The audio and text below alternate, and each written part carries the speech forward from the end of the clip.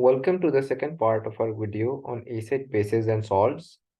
In today's topic, we'll be covering the second part, and now we'll be discussing the type of various oxides with you. So, as I told you before as well, that basic oxides and metallic oxides, amphoteric oxides are they mainly include the transition metals, whereas the acidic oxide mainly include the non-metals. Now, as they are metal oxide, basic oxides tend to react always with acids and they form a salt and water. Examples include sodium oxide and calcium oxide. Amphoteric oxide examples include aluminum and zinc and lead. Since they're amphoteric, they react both with bases as well as acids. In the case of acids, they react like an alkali and make a salt. And in the case of an acid, they basically react as a base. So you need to know that they also produce a salt and a water on reacting. Similarly, acidic oxides they are basically non-metallic oxides. So they react with an alkali to form a salt and a water. Examples of acidic oxides include CO2, SO2, sulfur dioxide. These all are non-metals of group 6, 7, and 8. Now we'll come to the classification of the types of salts, which are soluble and insoluble salts. So it is extremely important to know their states in which they exist. We need to know that all nitrates, for example, silver nitrate or lead nitrate, they are all soluble in water. You need to even memorize which are soluble in water and also know the exception. For example, all halides, which are the group 7 elements, are soluble in water except for lead and silver. Similarly, all sulfates are soluble except for lead, barium, and calcium.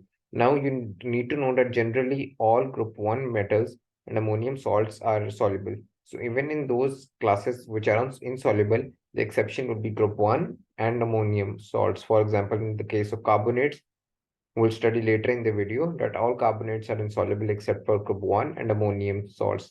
Now, in the case of insoluble salts, I've already told you that all chlorides are also soluble except for lead and silver.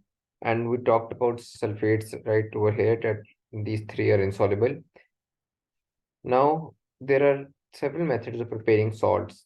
The first method is displacement. You need to know that whenever a metal reacts with an acid, hydrogen gas is released. And what is the distinguishing marker of hydrogen gas? That it basically extinguishes fire with the pop sound. This is often comes in the ATP examination. Now, what is displacement reactions? We studied had the topic of halogens that a metal tends to basically displace a halogen from its compound. Here is chlorine. It is displaced and it combines with magnesium to form the compound magnesium chloride, and hydrogen gas is released. So now what are the observations? Like I told you, that the bubbles of colorless gas of hydrogen are released. Temperature rises since it is an exothermic reaction and the metal gets dissolved. The second is the neutralization reaction. A neutralization reaction involves the reaction between an acid and a base to form a salt and water. In the first case, acid and metal oxide react to form a salt and water. In the case, the metal oxide acts as a base, whereas acid includes sulfuric acid. In the second type of reaction, the acid reacts with the metal hydroxide to form a salt and water. And in the third type of reaction, acid and a metal carbonate react. Now you need to know the bicarb. We all know that in all these reactions, the salt will be formed. However, the distinguishing feature in each of these chemical reactions is, for example, whenever an acid reacts with the carbonate, or you will be asked to construct a chemical reaction, you need to know that basically the metal will always react with the second part and release and make copper sulfate, and CO2 and water will be released. CO2 will only be released from in the case of carbonates, whereas in the case of hydroxide of the OH minus ion will combine with a hydrogen to form H2O, and sodium will basically displace chlorine to form the compound sodium chloride. Now there is a titration method. The titration method is a type of a neutralization reaction between an acid and a base.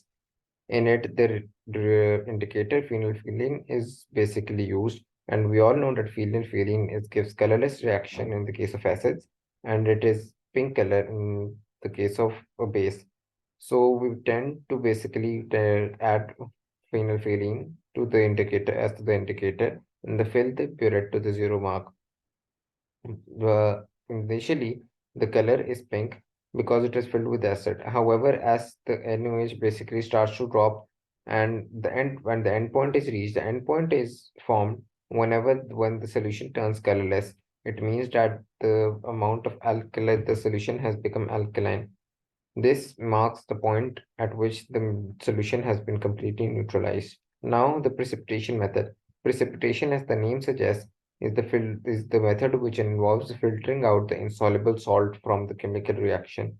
Barium in this chemical reaction, as we studied earlier as well, that odd sulfates are soluble except for lead, barium, and calcium. So barium sulfate is the insoluble salt, and we often are tend or you basically asked in the examination to construct the ionic equations. Now, in the case of ionic equations, you need to remember that the equation for precipitation reactions always looks like this, that the all types of precipitation reactions resemble this, that there are the positive and negative charges are always written in the reactant side, and the insoluble precipitate is written alone without any byproducts such as water or CO2. We'll be talking later about the next videos how to construct the ionic equations. However, you just need to know that how will we obtain the barium sulfate salt.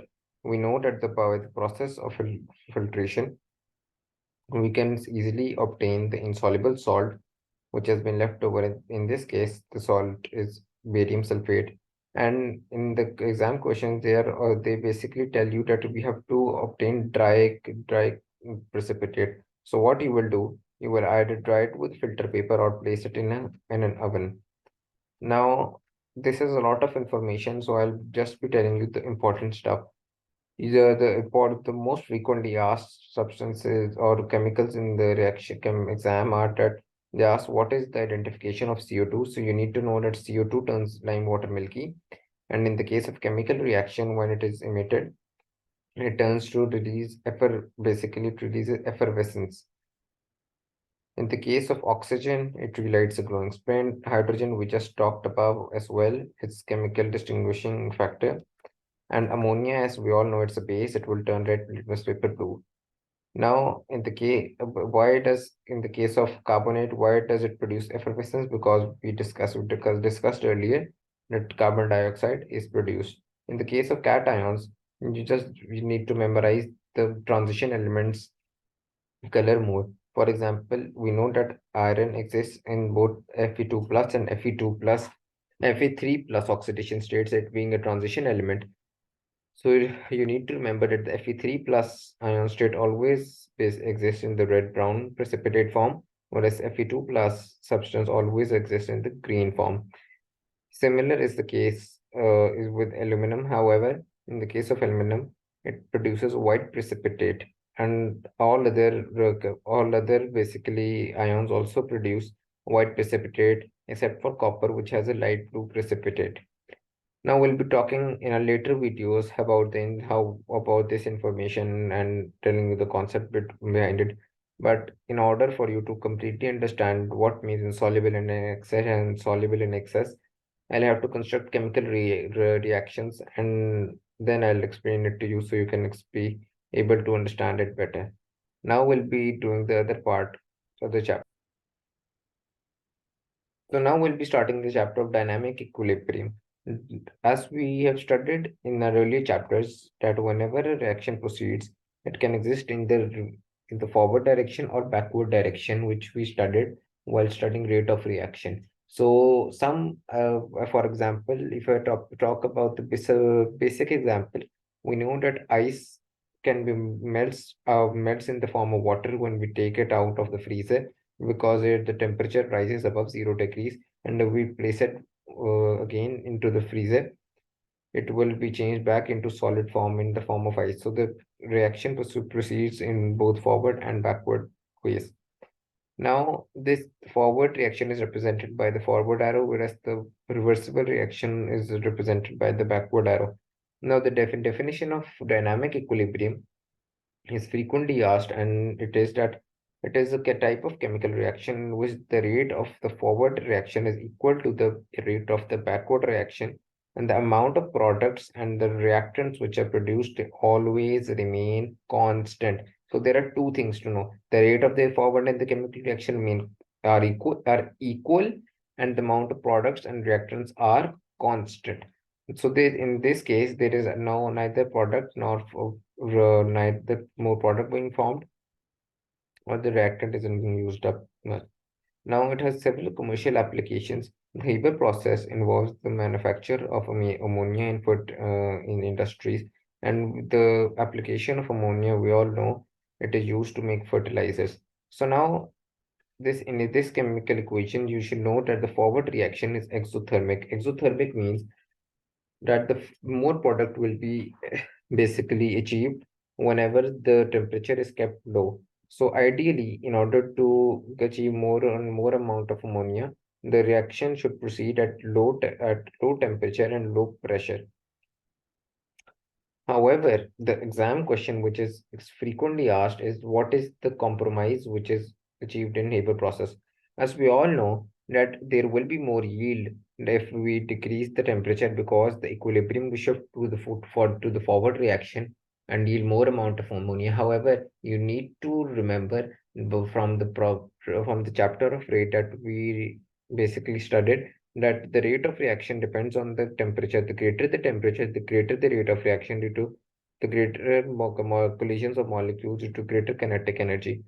So we don't keep the temperature too low, nor do we keep the temperature too high, because even keeping the temperature too high would increase the rate of the reaction. However, the amount of product of ammonia which will be formed will be very low. So we keep it in the middle. The amount or the right temperature ranges from about 450 to 600 degrees. They've written say 450 degrees Celsius over here. However, the pressure we keep low because by keeping the pressure low, we will get more amount of products. Now, I would like to make you understand why we keep the pressure low.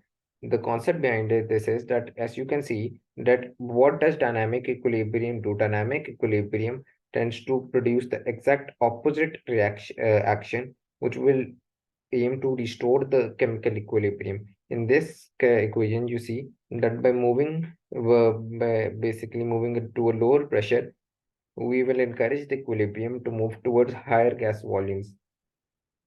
As over here, you see that there are four modes of basically gas, and there are two modes of ammonia gas. So by decreasing the pressure, the amount of gas which need to be produced, which would have to be increased, and thus more amount of products would have to be produced. Now, in this chemical reaction, as we talked about in the chapter of enzymes in biology and in the chapter of catalyst, that what does a catalyst do? A catalyst helps to speed up the chemical reaction without being consumed itself at the end of the reaction. So this is the ideal temperature. And this is the ideal at 200 atm is the ideal pressure which is involved. And iron is used as a catalyst as it is a transition element. So iron is the catalyst being used. Now, apart from fertilizers, although fertilizer is the main use, however, it is also used to make nitric acid. So thank you for listening attentively, and I hope you would have benefited a lot.